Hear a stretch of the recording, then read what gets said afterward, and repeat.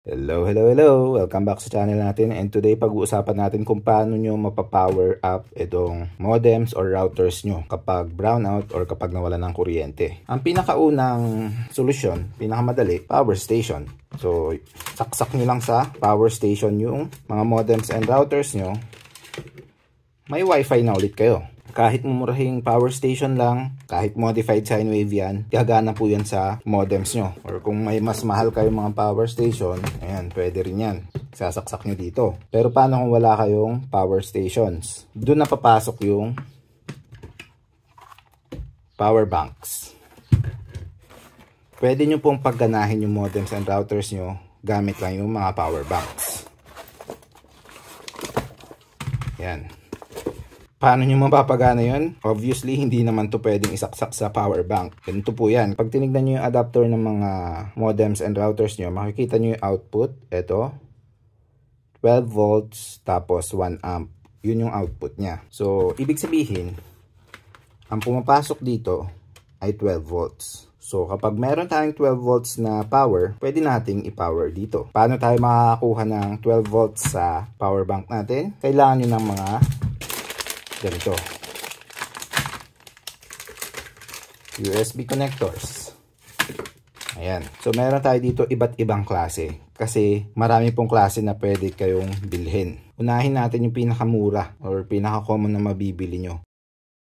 Ito ay isang USB cable na may boost converter. Isasaksak nyo sa USB nyo to at magkakaroon ka na ng 12 volts output dito. Ang boost converter ay kino-convert niya yung 5 volts na output ng USB to 12 volts. So, pinapataas niya yung voltage nung USB na to. Ang USB po kasi ay maraming klase na yan. Before, etong kulay black na to, ganito lang dati yung mga USB ports natin. Ang output niyan, fix yan na 5 volts. And then lumabas yung mga bago version ng USB.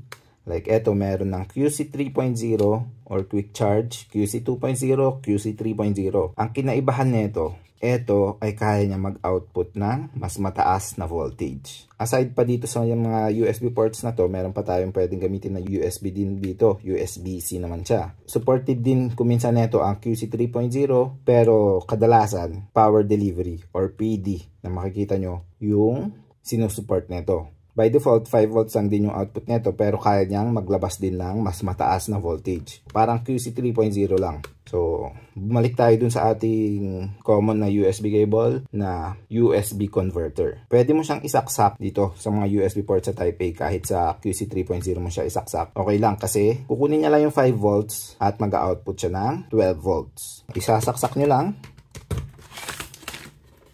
Ayan.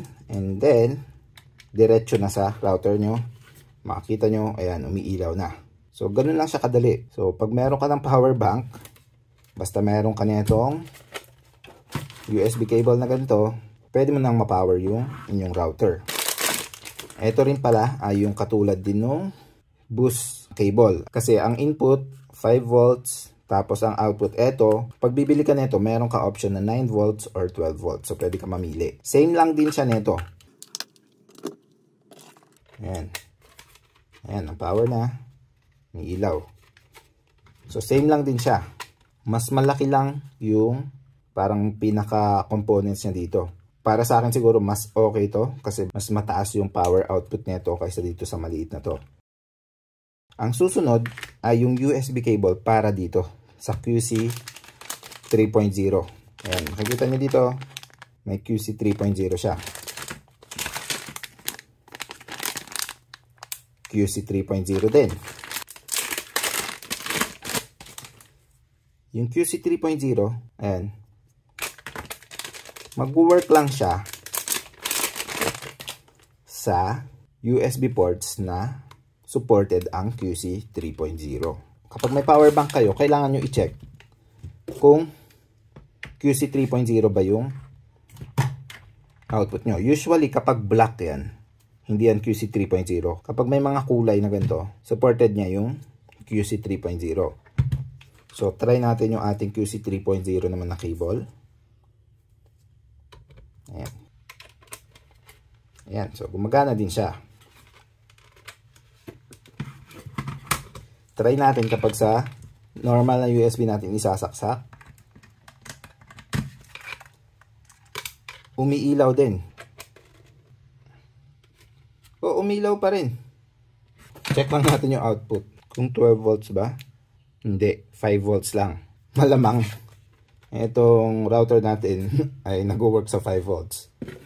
Pero baka pag high power na mamamatay yan. Hindi natin na-check yung mga USB boost converter natin. I-check natin ngayon para makita rin natin yung voltage. Ayan, 12 volts po siya. Malamang same lang din yan ng isa. Ayan, 12 volts din. At kung sa QC 3.0 mo yan isasaksak, same lang din yan, 12 volts din yan.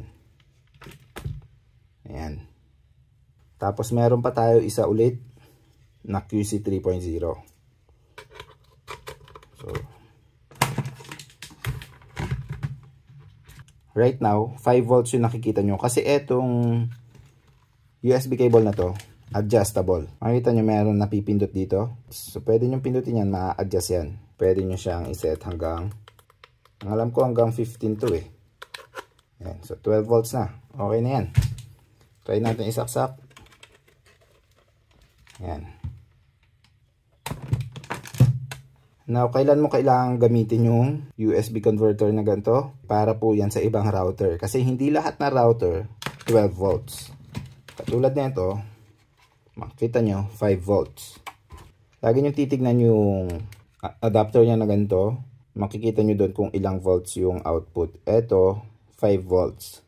Kung gagamitin nyo yung USB cable na 12 volts ang output dito, masisira to. So, yung isasaksak nyo po na modem at router, make sure 12 volts yung kailangan niya or 5 volts. At yun, bibili kayo ng tamang cable. Ito, maganda to kasi na-adjust siya. So, pag sinaksak mo, iset mo na yung tamang voltage na need mo. So, 5 volts ang need natin. Hanggang 12 point something lang pala siya.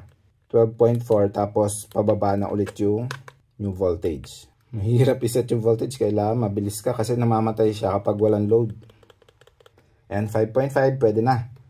Pwede na natin siyang isaksak sa modem natin, sa router natin. Ayan.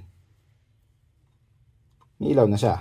So, isa pa yon sa mga pwede nyo mabili. Yung adjustable ang output. Kasi kung iba yung voltage. Meron din ibang modem, 9 volts naman. So, maganda rin to. Kapag QC 3.0 ang binili nyo, sa QC 3.0 port lang siya mag-work. At yung pinakahuli ay yung may power delivery. Ayan, makikita nyo PD. Type C yung connector niya. Ayan. So, dito nyo siya pwedeng isaksak. Check natin yung voltage. Ayan, 12 volts. So, pwede yan. Ito.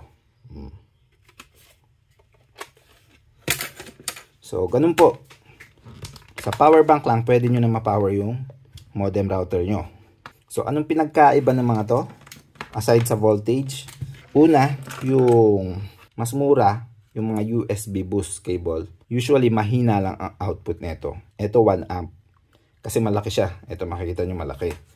Ito, mga maliliit na to, na USB boost cable, around 0.5, 0.6, 0.7 lang. Bakit ganun lang? Bakit mababa? Kasi, limited lang talaga yung wattage na kayang i-output netong USB port na ganito, yung mga luma. Usually nasa 15 watts, 10 watts lang ang kaya. Kaya kapag 12 volts, 1 amps usually yung maximum niyan. Isa rin yun sa kailangan nyo tignan kung ano yung kailangan na wattage nung router nyo or modem. Kasi nakalagay din dito kung ilang amps lang din yung kailangan nyo. Ayan, 1 amp yung nakalagay dito. Usually, hindi naman talaga 1 amp yung nagagamit. Pero, magandang rule kung ano yung ilang amps yung nakalagay dito. Dapat yun din yung kayang i-output nung USB cable nyo. So, yung mga boost cable, limited lang yan. Konti lang yung power output niya. Yung conversion na nangyayari from 5 volts to 12 volts, nangyayari yan dito. So, meron siyang boost converter dito sa loob. Now, yun sa mga QC 3.0 na USB cable, yung conversion from 5 volts to 12 volts, hindi nangyayari dito yan. Ang nasa loob lang nito ay parang messenger. Kasi, ito mga QC 3.0 na ports natin, 5 volts by default ang output nito. Pag sinaksak mo to, yung component sa loob, makikipag-usap yan sa USB port. Sasabihin niya, kailangan ko ng 12 volts. Bigyan mo ng 12 volts. So, yung component sa loob ng USB, siya ang mag-a-adjust ng voltage. So, i-output niya 12 volts imbes na 5 volts. So, ganun po yun. Ang maganda doon, hindi limited yung power output dito. Malilimit ka sa power output mismo nung power bank mo. Kung anong ilang amps yung kayang i-output nung USB port na to. Makikita nyo yan sa specifications ng power banks nyo. Kasi, ang ginagawa lang talaga nito ay sasabihin niya kung ano yung voltage na kailangan mo. At yung voltage na lalabas dito, yun na yun. Straight from the USB. Walang conversion na nangyayari dito. Same sa power delivery na port na USB Type-C. Pag sinaksak mo, 5 volts lang din ang default na voltage yan. Sasabihin niya, kailangan ko ng 12 volts, bigyan mo ako ng 12 volts. At yun, 12 volts na yung lalabas dito.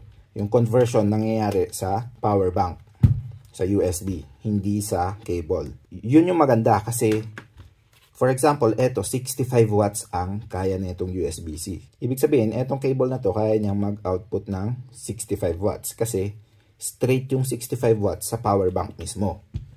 Unlike etong mga USB boost converter, limited ka lang talaga up to 10 to 15 watts.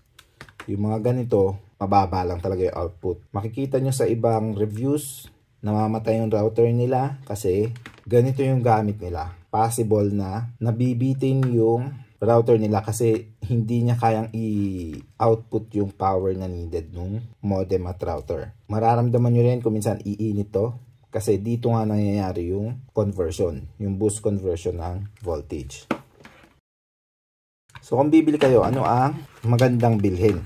Syempre, kung wala kang power bank na may QC 3.0 or power delivery, wala kang choice kundi yung USB boost cable ang kailangan mo. Like, kapag ang power bank mo lang ay yung ganito, kulay black lang, eto lang ang pwede mong isaksak kasi etong mga to hindi mag-work dito. Kasi kapag sinabi niya, sinaksak mo to, kailangan ko ng 12 volts. Walang mangyayari. Hindi magre-respond tong USB na to kasi 5 volts lang talaga ang kaya niyang i-output. Kaya nung mineasure natin dito, 5 volts pa rin yung lumabas. At kung yung power bank mo naman ay supported yung QC 3.0, mas maganda QC 3.0 na cable ang bibilhin nyo. So yun lang po, etong USB-C power delivery at QC 3.0 ay halos pareho lang yan. So ayan po, alam nyo na kung ano ang kailangan nyo bilhin para ma-power yung inyong modem at router kapag brown out. At bonus pa, kapag meron kayong power station at ang ginagawa niya sinasaksak nito, diba? Sa AC, ang mas efficient po na gawin ay usually yung mga power station merong 12 volts output. And makikita nyo dito, ayun o, out DC 12 volts. Ibig sabihin, pwede ka mag-output yan. Ang kailangan mo lang, kailangan mo bumili ng cable na ganito. Ang tawag dito ay DC barrel plug na ang size ay 5.5 times 2.1 mm.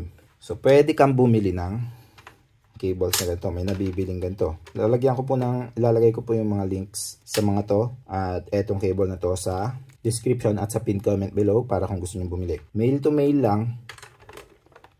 Sasaksak nyo sa 12 volts output ng power station nyo. And then sa modem or router nyo. Ayan. Yung mga mas mahal na power station, meron niyang 12 volts output. Ayan. Same lang din. Saksak nyo doon. Turn on yung DC. Ayan. Mas magandang gawin yun kaysa isaksak ito sa AC kasi less conversion. Kasi from DC power ng battery ng power station nyo, i-convert niya sa AC. And then yung AC, i-convert nito back to DC. So, mas madaming power losses. Unlike kapag sa diretso sa 12 volts sa output, less conversion na nangyayari, less power losses, mas tipid ka sa battery. So, yun po. Yun ang mga ways kung paano nyo pwedeng i-power yung modem router kapag brown out. Gamit ang power banks or power stations. Pag may katanungan po kayo, leave lang po kayo ng comments below and I will see you again next time. Bye!